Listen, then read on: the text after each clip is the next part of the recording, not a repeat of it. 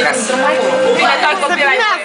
Deci, doar copii ai voie. Foarte tare la petrecere, vrem să ne Este foarte frumos. Este foarte frumos. Este mirobolant, dar cel mai mult și mai mult ne-ar plăcea dacă ai putea să ne facem vacanța. Să ne ieși în state. Pentru că vreau să mă duc în state ca să-i întreb pe mariniști de acolo dacă se droghează. Da, și eu la fel, aș vrea să întreb pe mariniști din state dacă le place mai mult bruță sau adrea copilul mine. Niciodată am problema asta. Eu nu știu dacă e practic asta, fac în Armenia, asta vreau să știu. Și de ce ne întrebăm? Deci cine e domnul care ne Tudor. Eu vreau să fiu celebru. Cine e domnul?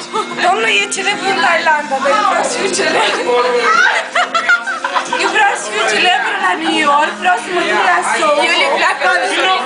De ce vorbești moldovenesc? Nu știu, așa mi-a venit pe loc. Să mor. Eu de fapt sunt ardeleană. Domnișoară, sunteți în direct, vă rog frumos, concentrați-vă. Sunt ardele, ea e moldoveancă. Moldoveanca, hai. Da, și jumătate ardeleană. Da, și asta. Și eu nu am nicio parte. Dar bunicul s-a născut în Moldova și a copilărit acolo.